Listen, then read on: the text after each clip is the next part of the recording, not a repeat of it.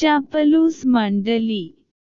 जंगल में एक शेर रहता था। उसके 4 सेवक थे, चील, भेड़िया, लोमड़ी और चीता। चील दूर दूर तक उड़कर समाचार लाती। चीता राज्य का अंगरक्षक था, सदा उसके पीछे चलता। लोमड़ी शेर की सेक्रेटरी थी, भेड़िया गृहमंत्री था।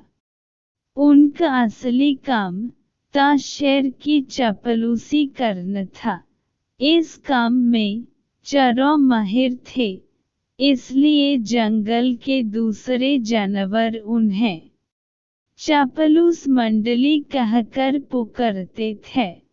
शेर शिकार करता, जितना खा सकता वह खाकर बाकी अपने सेवकों के लिए छोड़ जाया करता था। उससे मजे में चारों का पेट भर जाता। एक दिन चील ने आकर चापलूस मंडली को सूचना दी, भाइयों, सड़क के किनारे एक ऊंट बैठा है। भेड़िया चौंका, ऊंट किसी काफिले से बिछुड़ गया होगा। चीते ने जीभ चटकाई, हम शेर को उसका शिकार करने को राजी कर ले तो कई दिन दावत उड़ सकते हैं। लोमड़ी ने घोषणा की, यह मेरा काम रहा। लोमड़ी शेर राजा के पास गई और अपनी जुबान में मिठास घोलकर बोली, महाराज, दूत ने खबर दी है कि एक ऊंट सड़क किनारे बैठा है। मैंने सुना है कि मनुष्य के पाले जानवर का मांस का स्वाद ही कुछ और होता है। बिल्कुल राजा महाराजाओं के काबिल। आप आज्ञा दें तो आपके शिकार का ऐलान कर दूं। शेर लोमड़ी की मीठी बातों में आ गया और चापलूस मंडली के साथ चील द्वारा बताई जगह जा पहुंचा। वह एक कमजोर सा ऊंट सड़क किनारे निढल बैठा था। उसकी आंखें पीली पड़ चुकी थीं।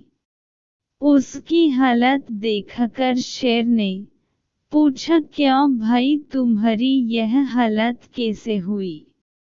ऊंट कराहता हुआ बोला, जंगल के राजा, आपको नहीं पता इंसान कितना निर्दयी होता है। मैं एक ऊंटों के काफिले में एक व्यापार माल ढो रहा था।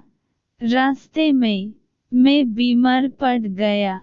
माल ढोने लायक नहीं, उसने मुझे यह मरने के लिए छोड़ दिया। आप ही मेरा शिकार कर मुझे मुक्ति दीजिए। ऊंट की कहानी सुनकर शेर को दुख हुआ। अचानक उसके दिल में राजाओं जैसी उदारता दिखने की जोरदार इच्छा हुई। शेर ने कहा, ऊंट, तुम्हें कोई जंगली जानवर नहीं मरेगा। मैं तुम्हें अभय देता हूँ। तुम हमारे साथ चलोगे और उसके बाद हमारे साथ ही रहोगे। चापलूस मंडली के चेहरे लटक गए। भेड़िया फुसफुसाया, ठीक है, हम बाद में इसे मरवाने की कोई तरकीब निकाल लेंगे। फिलहाल शेर का आदेश मानने में ही भलाई है। इस प्रकार ऊंट उनके साथ जंगल में आया। कुछ ही दिनों में हरी घास खाने व आराम करने से वह स्वस्थ हो गया। शेर राजा के प्रति वह ऊंट बहुत का ताज हुआ। शेर को भी ऊंट का निस्वार्थ प्रेम और भोलेपन भाने लगा। ऊंट के तगड़ा होने पर शेर की शाही सवारी ऊंट के ही आग्रह पर उसकी पीठ पर निकलने लगी। वह चरों को पीठ पर बैठाकर चलता। एक दिन चापलूस मंडली के आग्रह पर शेर ने हाथी पर हमला कर दिया। दुर्भाग्य से हाथी पागल निकला। शेर को उसने सूंड से उठकर पटक दिया। शेर उठकर बच निकलने में सफल तो हो गया, पर उसे चोटें बहुत लगी। शेर लाचार होकर बैठ गया। शिकार कौन करता? कई दिन न शेर ने कुछ खाया और न सेवकों ने। कितने दिन भूखे रह जा सकते? लोमड़ी बोली, हद हो गई। हमारे पास एक मोटा ताजा ऊंट है और हम भूखे मर रहे हैं। चीते ने ठंडी सांस भरी, क्या करें? शेर ने उसे अभयदान जो दे रखे। देखो तो ऊंट की पीठ का कुबड़ कितना बड़ा हो गया है। चर्बी ही चर्बी भरी है इसमें। भेड़िए के मुंह से लार टपकने लगी। ऊंट को मरवाने का यही मौका है। दिमाग लड़कर कोई तरकीब सोचो। लोमड़ी ने धूर्त स्वर में सूचना दी, तरकीब तो मैंने सोच रखी है।